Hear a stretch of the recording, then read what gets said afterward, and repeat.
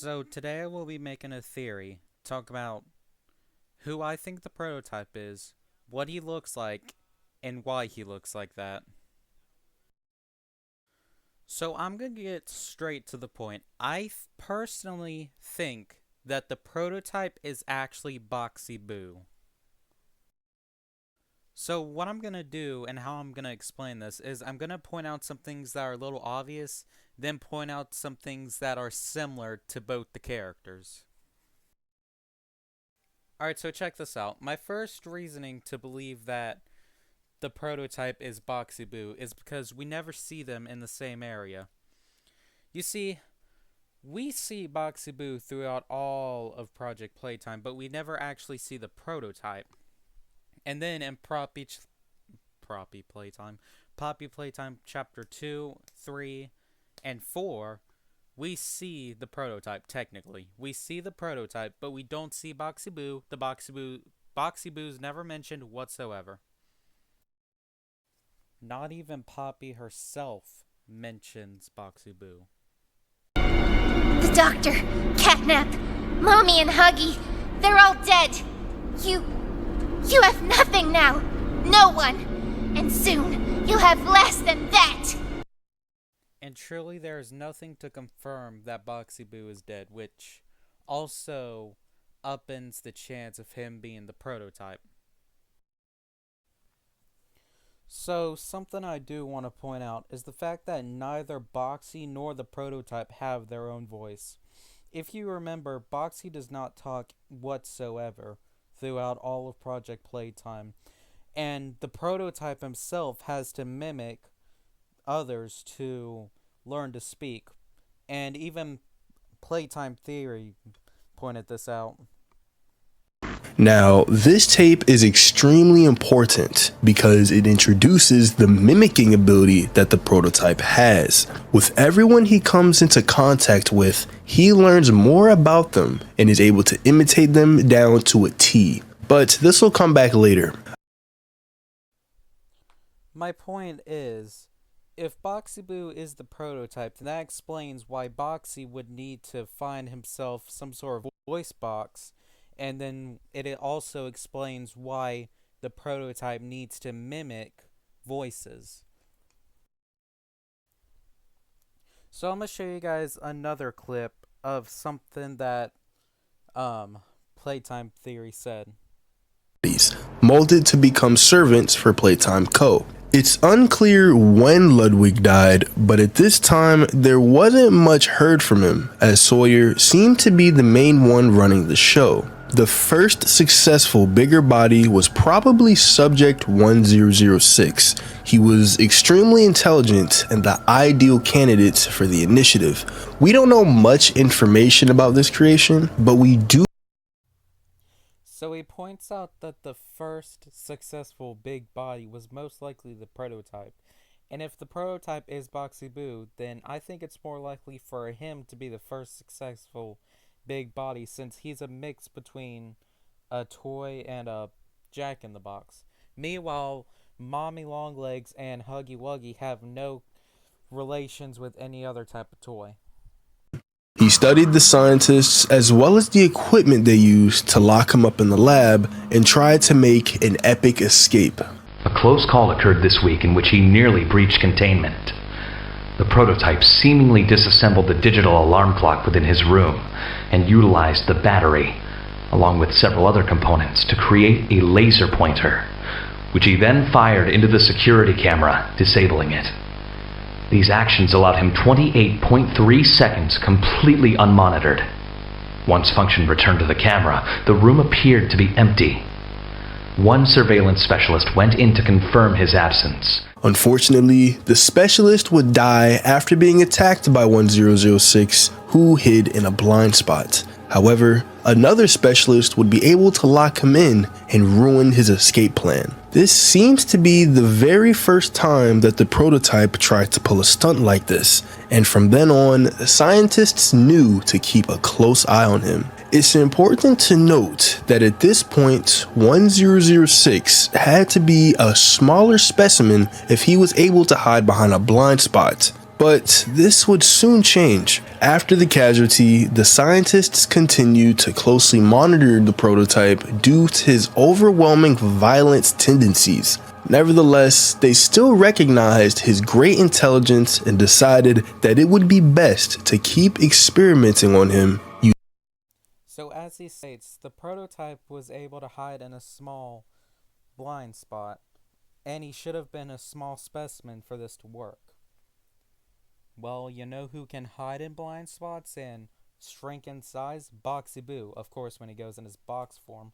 Also, he stated that the prototype was extremely aggressive, and this whole scene perfectly demonstrates Boxy Boo's character. He can hide in small areas, he is extremely aggressive, and it just explains him well. Alright, so now that I got my overall theory out of the way as to why I think Boxy Boo is in fact the prototype, real quick, I just want to say something. People keep saying that they're not because they're two separate experiment numbers, but just because they're two separate experiment numbers, that doesn't mean that um, they're not the same character. I mean, my whole thought is that experiment 1001 was like some sort of small being, some small intelligent being that could, or it could have. My point is, I think that 1001 was the creation of Boxy Boo, and then 1060 was testing on Boxy Boo's intelligence after giving him an actual name. And another thing is, there's only one version of each character. There's only one Boxy Boo, and there's only one prototype. Um, and what I'm trying to say is, we saw a whole bunch of tiny mommy long legs, huggy wuggies, kissy misses, and smiling critters and nightmare critters in chapter 4, but we didn't see any miniature Boxy Boo, so that's another reason why I think Boxy Boo himself, would be called the prototype. So without further ado, I think this is what the prototype looks like.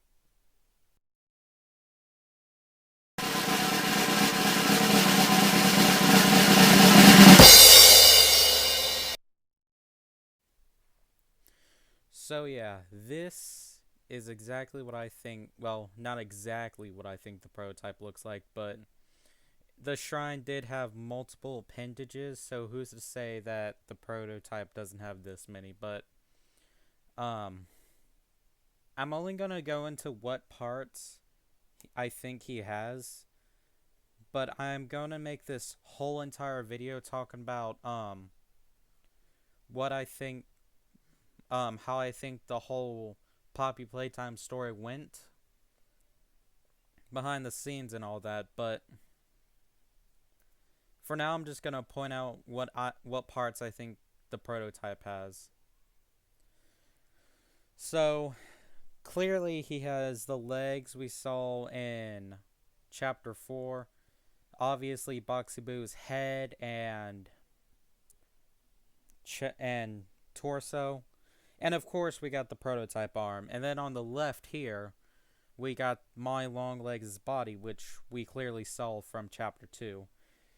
Then on the part where his crank was, I think that's where Bron's head would be as a replacement for his crank. Underneath Mommy Longlegs, I put that little Bunzo toy that got killed by the red gas in chapter 3. On Mommy Longlegs' arm, there's the tail of Catbee. On the right side, underneath the prototype's arm, I put a Wacko Wuggy arm, the blue one. Then underneath that is Bunzo Bunny's arm. Then under that, between the legs and the torso, there's Candy Cat's head. And on Mommy Longlegs' shoulders, there's the red and yellow Huggy Wuggy, Wacko Wuggy arm. On the thigh, there's the green Wacko Wuggy arm. And here's where things get interesting. So, I gave him PJ Pugapillar's neck, and on that, I put Daddy Longlegs and Baby Longlegs' arms. And I will also get to that when I explain what I think the full story of Poppy Playtime was. And then on the prototype shoulder there, I put Catnap's tail. And on there, I put Huggy Wuggy's missing hand. And a small theory I have is that for Huggy Wuggy failing the prototype cut off his hand and before the events of Chapter 4. It's just a small theory. And then up here, I gave him Poe's hands, well, wings, because judging by Poe's look, you can tell that they can grab onto stuff using their wings.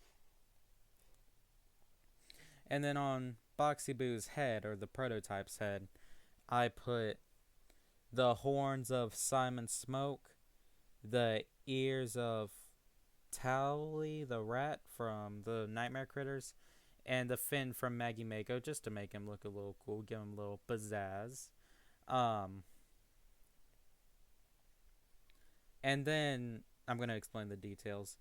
On Poe's wings, Mommy Longlegs' arm, and Boxy Boo's box, I put the little tags of all the smiling critters and nightmare critters on there, and also put Simon Smoke's head. So I'm gonna give a quick hint to a theory. I think that the prototype actually has part of the nightmare critters on him, and if he did, that would explain why he would have been able to burn Kissy Missy in chapter 3 and 4 by having Simon Smoke's head.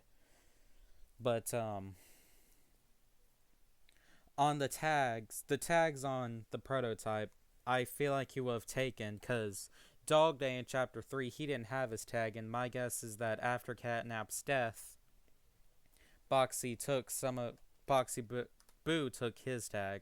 So I'll get into all of that in the story, but to show how I think he has the Nightmare Critter tags and some of their parts, I'm gonna give a little hint at a theory I have. I would have thought you learned that when I ordered you to kill your pet. This is no longer your world, Jones. But yeah, this is basically it. And no, I'm not saying this is all accurate. This is more of just an image of what I feel like he might look like.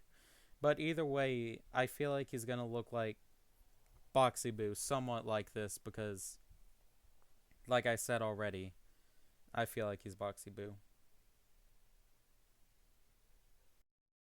Now, before you guys go off saying I'm wrong, I want to ask you guys something. If the prototype is just some big robot skeleton, why has it been so long before we've seen its face yet? Think about that. I mean, if it's just a robot skeleton, then we should have just seen its head peek out of the little door in chapter 2 when he drug Mommy Longlegs' body under the door. And another question is, why don't we ever see the prototype and Boxy together? And like I said before, no one mentions Boxy Boo whatsoever, and it's not like he's not a canon character because he was seen in the Hour of Joy. Alright, so my real job here is to just give y'all the information and y'all decide what y'all want to do with that information. If y'all want to believe me, go ahead and believe me. If you don't want to believe me, go ahead and don't believe me. At the end of the day, it's Mob Entertainment's choice. Now, while I hope and pray that Boxy Boo is the prototype, given how awesome that would be, I don't know what Mob Entertainment is going with so far, but everyone was right about the Ollie being the prototype, so I just want to be right about something. But before I go, I want to give you guys a quick theory I have. So people are struggling to find out if there's going to be 10 chapters or 5 chapters. And I have a small theory, if there is 10 chapters. So if there are 10 chapters, then I theorize that throughout of all of chapter 5, we'll be chased down by Huggy Wuggy, and at the end of chapter 5, we will be captured and taken to the prototype personally. And then the next 4 chapters, chapter 5 to chapter 9, will spend the whole time with Huggy Wuggy and the prototype and see their perspective. My only point is, in chapter 1, we had our own perspective. In chapter 2, 3, 4, we had a dip at Poppy's perspective. And I feel like if Mob Entertainments does make 10 chapters, then it'll probably be we spend chapter 1 with our own perspective, chapter 2, 3, 4, and 5 with Poppy's perspective, and chapter 6, 7, 8, and 9 as in the prototype's perspective, aka Boxy Boo's perspective, and then in chapter 10 we get to choose, do we help Poppy or do we help Boxy? And a small theory I have, well, it's a little idea, but if this is the case, then I feel like while we work with the prototype and Huggy, then they'll be like the evil and or opposite of Poppy and Kissy, like the two female protagonists and the two male antagonists that we have to choose who do we want to work with. So, yeah, that's about it. Well, anyways, stay safe. God bless y'all. I love y'all. Y'all have a good day.